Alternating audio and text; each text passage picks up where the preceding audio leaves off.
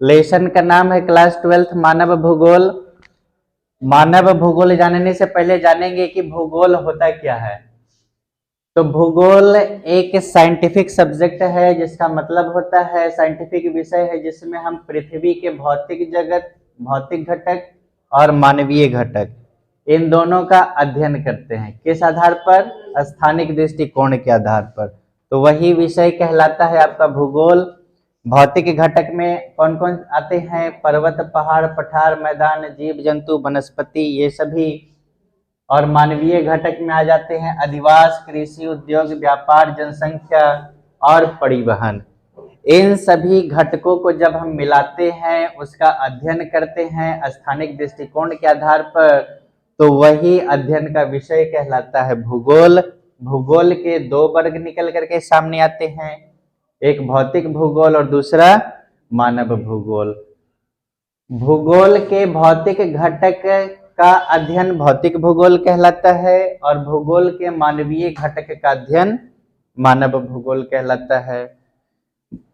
Class 12th जो है पूरा का पूरा मानव भूगोल पर डिपेंड है, इसलिए शुरुआत करते हैं मानव भूगोल की। मानव भूगोल क्या है? मानव भूगोल पृथ्वी, प्राकृतिक जगत और मानवीय जगत। मानव भूगोल वह विषय है जिसमें हम प्राकृतिक जगत और मानवीय जगत का अध्ययन, मानवीय जगत का परिवर्तनशील अध्ययन करते हैं, तो वो अध्ययन कहलाता है आपका मानव भूगोल। और मानव भूगोल का पिता किसे कहा जाता है? फ्रेडरिक रेटजेल को कहा जाता है।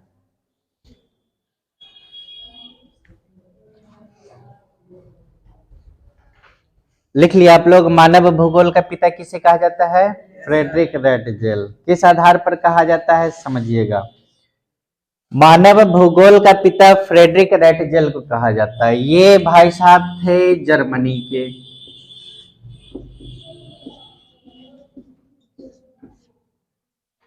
इन्होंने एक पुस्तक लिखी, उसका नाम है एंथ्रोपोज्योग्राफी।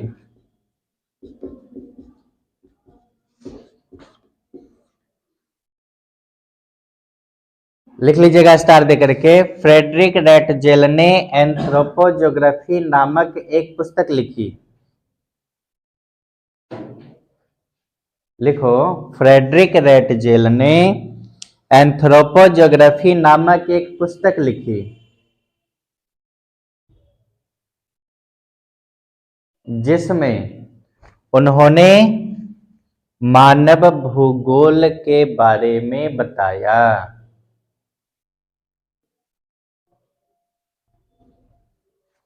मानव भूगोल के बारे में बताया।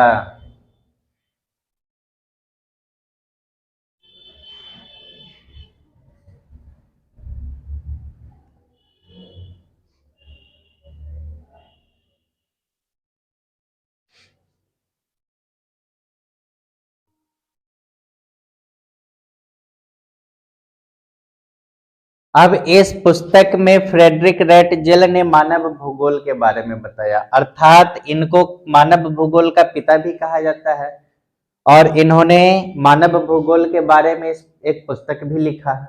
तो इनके अनुसार मानव भूगोल का कोई डेफिनेशन होगा, कोई परिभाषा होगा। तो अगला स्टार देकर के लिखिएगा, फ्रेडरिक रेटजेल के अनुसार, अकॉर्डिंग टू फ्रेडरिक रेटजेल,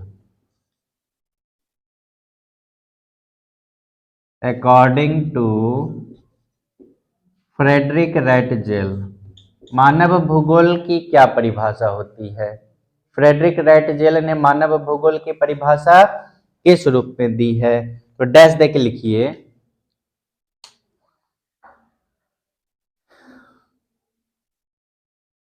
मानव भूगोल के दृश्य, मानव भूगोल के दृश्य सर्वत्र वातावरण से संबद्ध है, सर्वत्र वातावरण से संबद्ध है, जो भौतिक दशाओं का योग होते हैं।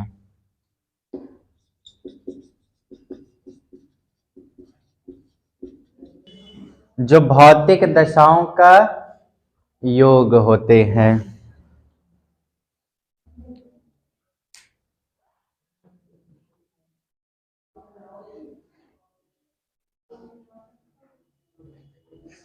चलिए समझिए क्या कहा इन्होंने। मानव भूगोल की the father of human geography जो फ्रेडरिक रेटजेल हैं, उनके अनुसार मानव भूगोल क्या है?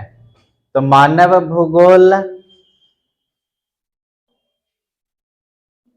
में आप जो भी कुछ देखते हैं, तो जो भी कुछ मतलब क्या ये है? मानव भूगोल अर्थात मानवीय घटक। तो मानव भूगोल के दृश्य, तो दृश्य मतलब क्या? ये सभी कृषि, उद्योग, व्यापार, जनसंख्या, परिवहन, यही ये सब जगह है कि आपके सिर्फ बिहार में है, या सिर्फ भारत में है? ये सब जगह है ना। मानव भूगोल के जो दृश्य है सर्वत्र व्याप्त होते हैं। जो होता क्या है? तो वो भौतिक दशाओं का योग होते हैं। यानी इसी मान भौतिक घटकों को जब हम एक एक कड़ी के रूप में जोड़ते हैं, तो एक एक कड़ी के रूप में जोड़ने पर जाहिर सी बात है कि मानव का साथ यहाँ पर जरूरी है। तो भौतिक दशाओं का योग करने वाले कौन होते हैं? मानव होते हैं, जो सभी जगह विद्यमान है। तो उसी को आपको कहा गया है मानव भूगोल। फ्रेडरिक रेटजेल ने कहा कि भौतिक दशाओं का योग होते हैं। मानव भूगोल सभी जगह व्याप्त है। ऐसा कोई जगह नहीं है जहां पर मानव जो है कहीं पर सम्मिलित न हो। सभी जगह भौतिक घटकों में मानव सभी जगह सम्मिलित है। तो मानव जब सभी जगह सम्मिलित है, तो मानव सम्मिलित होकर के क्या कर रहा है यहाँ पर? तो वो जोड़ रहा है। किसको जोड़ रहा है? सभी भौतिक दशाओं को जोड़ रहा है। तो जो जो काम करेगा मानव भौतिक घटकों को जोड़ने के लिए, तो वो सभी का सभी अध्ययन जो है किसमें चलाएगा? मानव भूगोल में चला आएगा। फ्रेडरिक रेटजेल की एक स्टूडेंट थी, नाम था एलेन सेम्पल।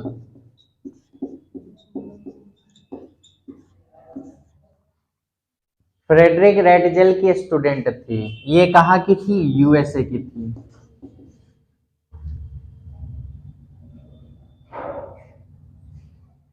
तो जिनके गुरुजी अपना डेफिनेशन दिए, तो गुरुजी के जाने के बाद जाहिर सी बात है कि अब मानव भूगोल को फैलाने का काम का जिम्मा कोई और लेगा, है? क्योंकि ये सभी यूनिक चीजें हैं। दुनिया में कोई एक इसका खोज करता होता है, फैलाने का काम तो कोई। अब देखिए पूरी दुनिया में योग के बारे में, पूरी दुनिया योग के बारे में जानती है कि ना जानती है? तो योग का जब भी नाम आता है तो रामदेव बाबा पहले चलाते हैं, है? पूरी दुनिया में सब जानता है कि योग जो है, योग का मतलब रामदेव बाबा। तो क्या रामदेव बाबा योग के संस्थापक थे? है? योग सूत्र दिया था पतंजलि ने। पतंजलि एक ऋषि थे, उन्होंने ही योग सूत्र बनाया। तो बनाया, लेकिन पूरी दुनिया में फैलाया किसने? रामदेव बाबा ने फैलाया। तो उसी प्रकार से फ्रेडरिक रेटजेल ने एंथ्रोपोज्योग्राफी लिखी, अर्थात मानव भूगोल लिखी, फैलाया किसने? तो उनका जो स्टूडेंट लोग होंगे, जो डिसिपल, जिनको चेला चपाटी कहते हैं, वो होंगे, वही ना फैलाएंगे। तो इनके जाने के बाद एलेन सेम्पल ने जिम्मा उठाया। और ध्यान दीजिएगा, दुनिया में कहीं भी किसी भी नई चीज की शुरुआत करनी हो तो शुरुआत एक ही जगह से हो सकती है, वो है यूएसए, अमेरिका। आप देखिए आजकल इस्कॉन का बहुत बड़ा चलन है ना? इस्कॉन मंदिर का नाम सुने हो? है? पूरे भारत में सबसे ज्यादा फेमस ये होते जा रहा है इस्कॉन। ये है क्या? श्री कृष्ण भगवान का ही अंग्रेजी ट्रांसलेशन कर दिया है। हाँ जी, पटना में है, ऑल ओवर इंडिया में है, पूरे वर्ल्ड में भी है इस्कॉन। तो शुरुआत कहाँ से हुई इन लोगों की, इस्कॉन की? तो वही अमेरिका से हुई। पूरे दुनिया में आप लोग सुने होंगे विश्व धर्म सम्मेलन हुआ था, जिसमें स्वामी विवेकानंद भी गए थे 1894 में। वो भी कहाँ हुआ था? अमेरिका में हुआ था। तो पूरी दुनिया में अगर फेमस होना है तो वो जगह सबसे पहली कौन सी है? अमेरिका है। तो एलन सैंपल चली गई अपने जगह, अपने देश यूएसए चली गई, और वहां से प्रचार प्रसार मानव भूगोल का शुरू हुआ। तो जब प्रचार प्रसार शुरू हुआ, जिम्मा उठाया एलन सैंपल ने, तो एलन सैंपल ने भी मानव भूगोल की अपनी परिभाषा दी। तो अगला स्टार देकर के लिखिएगा, एलन सैंपल के अनुसार, अकॉर्डिंग टू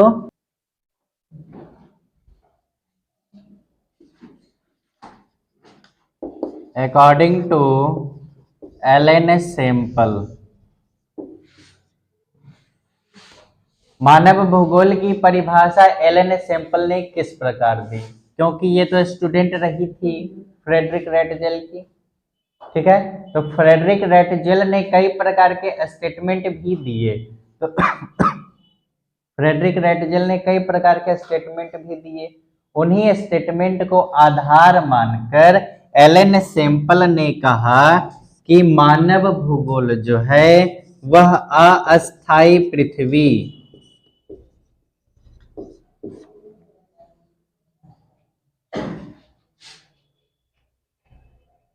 अस्थायी पृथ्वी तथा क्रियाशील मानव,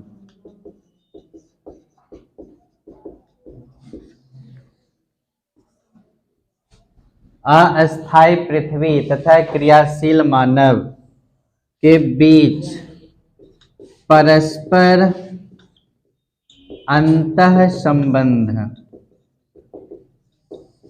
का अध्ययन है। परिभाषा वही है जो पहले भी बताए हैं। मानव भूगोल की क्या परिभाषा है? प्राकृतिक जगत तथा मानव जगत, ऐसे न बताए थे। मानव भूगोल की परिभाषा फर्स्ट बार में क्या थी? प्राकृतिक जगत तथा मानव जगत। तब प्राकृतिक जगत का मतलब क्या? ये सभी मान भौतिक घटक यानी प्राकृतिक जगत। तो अस्थायी पृथ्वी, पृथ्वी अस्थायी ही है, अस्थायी तो नहीं है, है ना। पृथ्वी पर दिन रात होते रहते हैं, मौसम परिवर्तन होते रहते हैं, है कि नहीं। और उस पर से ये सभी जीव जंतु वनस्पति सब क्या है? अस्थायी है। तो इसलिए पृथ्वी को क्या कहा गया है? अस्थायी पृथ्वी। और मानव को क्या कहा गया है? क्रियाशील कहा गया है। मानव भी स्थिर नहीं है, हमेशा कुछ न कुछ करते रहता है। इसी कारण मानव को क्या कहा गया है? क्रियाशील मानव कहा गया है। पृथ्वी को क्या कहा गया है? अस्थायी कहा गया है। तो एलन सैंपल ने कहा, फ्रेडरिक रेटजेल के स्टेटमेंट को आधार मान करके एलन सैंपल ने कहा कि अस्थायी पृथ्वी और क्रियाशील मानव, इन दोनों के बीच जो भी संबंध होगा उसी संबंधों का अध्ययन ही क्या कहलाएगा? मानव भूगोल कहलाएगा। समझ में आया? तो अब बात करते हैं कि ये कहां पर बोला इन्होंने? अमेरिका जाकर के बोला, है ही नहीं। तो किसी भी जगह पर दुश्मन भी कई सारे होते हैं। जैसे भारत में कुछ होगा तो पाकिस्तान वाला फड़फड़ाएगा कि ना फड़फड़ाएगा? यानी भारत में कुछ नया चीज होगा तो पाकिस्तान वाला भी कहेगा कि हम भी हैं, हम भी वो काम करेंगे, है कि नहीं। तो उसी प्रकार से अमेरिका में कुछ भी घटना घटती है तो सामने आता है फ्रांस। अमेरिका में कुछ भी होगा, ठीक है, तो फ्रांस कहेगा कि हम भाई काहे पीछे रहे। तो जैसे भारत पाकिस्तान है, ऐसे तो कंपैरिजन तो नहीं हो सकता, कभी नहीं हो सकता। लड़ाई झगड़ा के मामले में वो खाली कंपैरिजन करता है, बाकी किसी भी मामले में कंपैरिजन नहीं करता है। तुलना होती है, कंपटीशन होता है तो इन दोनों के बीच में, यूएसए और फ्रांस के बीच में। यूएसए में जब एलन सैंपल एक भूगोल का एक नया डिपार्टमेंट का प्रचार कर रही थी, नई ब्रांच का जब प्रचार प्रसार कर रही थी, उसके बारे में सबूत पेश कर रही थी, तो भाई फ्रांस काहे पीछे रहे हैं? कुछ भी होता है अमेरिका में तो उसकी जिम्मेवारी, ठीक है, उसका देखा देखी फ्रांस करता है, फ्रांस कुछ भी करेगा तो उसकी देखा देखी अमेरिका करता है। ये जग जाहिर है, आपको पता होना चाहिए अमेरिका को स्वतंत्र कराने में फ्रांस का ही हाथ है, समझे। और अमेरिका में आप लोग सुने होंगे स्टैचू ऑफ लिबर्टी, ये कि ऐसे हाथ खड़ा के लिए लेडीज नहीं रहती है, देखे ना, हाथ ऐसे खड़ा करके, उसको बोलते हैं स्टैचू ऑफ लिबर्टी, स्वतंत्रता का प्रतीक। तो वो स्वतंत्रता का प्रतीक जिसने गिफ्ट किया था वो था फ्रांस, जिसका मतलब होता है कि अमेरिका को स्वतंत्र कराने में सबसे ज्यादा योगदान किसका रहा है? फ्रांस का रहा है। तो इसका मतलब आप स्वतंत्र कराए हैं तो पीछे पीछे आप लग रहे हैं। मेरा भी अपना कुछ सेल्फ रिस्पेक्ट है, हम खुद अब सुपर पावर बनेंगे। अमेरिका सुपर पावर की गिनती में सबसे पहले चला आया, आप लोग 10th क्लास में भी पढ़े होंगे। फ्रांस को राजनीति की प्रयोगशाला कहा गया है। पूरी दुनिया में सबसे पहले कहीं पर भी डेवलपमेंट हुआ, कहीं पर भी चेंजेस हुए तो सबसे पहले कहाँ हुआ? फ्रांस में हुआ, है कि नहीं? अब फ्रांस में हुआ तो आप लोग सुने, इतिहास में कहा भी गया है कि सब दिन राज जो है किसी एक व्यक्ति का नहीं होता है। भले ही आप पहले क्यों नहीं आ गए, लेकिन बाद में जो आया वो और अधिक मजबूत तरीके से आया। तो अमेरिका अंत में और बहुत मजबूत तरीके से सामने उभर करके आया। तो जब अमेरिका में एक ह्यूमन ज्योग्राफी नया चल रहा था, ज्योग्राफी का एक नया ब्रांच चल रहा था ह्यूमन ज्योग्राफी, तो फ्रांस पीछे क्यों रहे? तो फ्रांस में एक व्यक्ति थे, नाम था विडाल डीला ब्लास।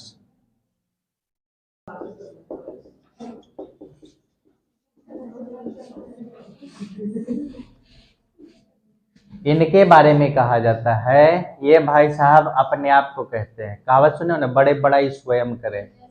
ये उसका एक सीधा साधा एग्जाम्पल यही है। इन्होंने कहा, इनके बारे में कहा जाता है फ्रांस में, ठीक है, मानव भूगोल का पिता।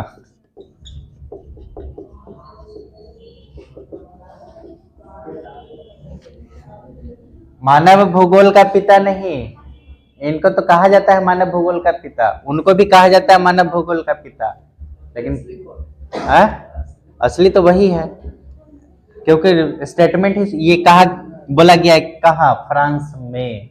उन्होंने कहा कि जर्मनी में, उन्होंने कहा कि पूरी दुनिया में, उन्होंने तो सिंपल सा कहा।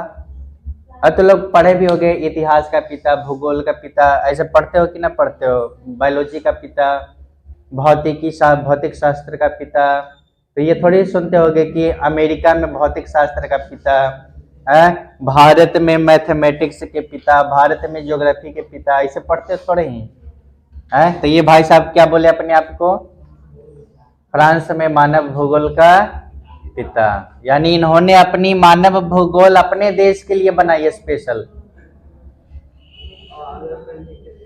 अपन दूसरा देश के लिए ना, ये इन्होंने अपने लिए बनाया खुद का। हाँ, दुनिया को छोड़ दिया, क्योंकि दुनिया में वो सब काम तो कर ही रहा है, तो क्यों ना ये सोचे कि हम अपने देश के लिए काम करें। तो इन्होंने अपने आप को कहा फ्रांस में मानव भूगोल का पिता। कौन? Vidal de la Blache. तो इन्होंने मानव भूगोल की परिभाषा किस रूप में दी? तो अगला हेडिंग दीजिएगा, अकॉर्डिंग टू ये भाई साहब।